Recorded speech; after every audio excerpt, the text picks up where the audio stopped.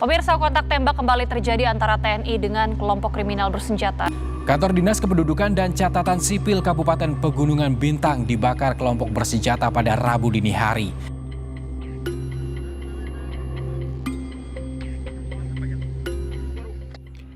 KKB atau kelompok kriminal bersenjata merupakan momok yang menakutkan bagi kedaulatan Republik Indonesia dan menjadi ancaman nyata bagi rakyat, terutama di wilayah Papua.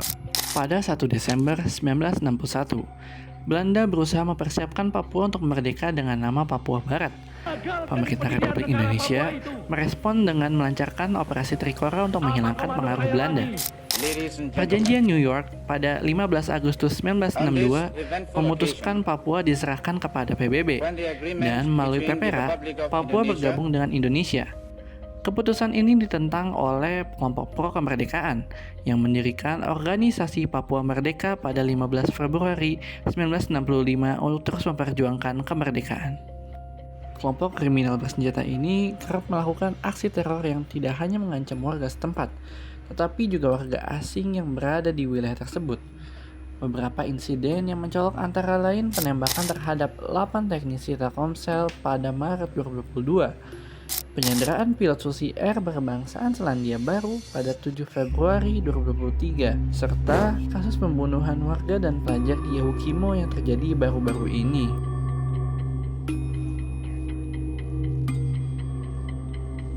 Ada beberapa faktor yang menyebabkan hal ini. Anggota KKB seringkali menyamar dan berpindah-pindah. Bahkan, mereka bisa berada di tengah-tengah masyarakat Papua yang tidak terlibat dalam kekerasan. KKB memanfaatkan medan pegunungan dan hutan Papua sebagai tempat persembunyian. Mereka bergerak cepat dan selalu berpindah-pindah tempat, menjadikan aparat keamanan kesulitan dalam mengidentifikasi dan mengamankan mereka. Beberapa anggota KKB mendapat perlindungan dan bantuan dari oknum pemerintahan setempat atau tokoh lokal. Di beberapa wilayah, kelompok ini juga mendapatkan dukungan logistik dan finansial. Sebagai contoh, seorang pemasok senjata untuk KKB, Nelson Murib, tercatat menerima dana sebesar 600 juta rupiah dari pemerintah daerah. Hal ini menambah tantangan dalam upaya pemberantasan kelompok ini, karena mereka mendapatkan perlindungan dari beberapa pihak. Kelompok kriminal bersenjata di Papua merupakan masalah yang kompleks dan sulit diatasi.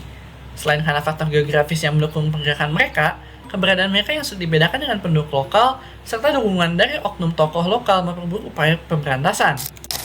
Teror yang mereka lakukan telah menimbulkan banyak korban jiwa, dan meskipun telah dilakukan berbagai upaya oleh aparat keamanan, kelompok ini masih tetap aktif.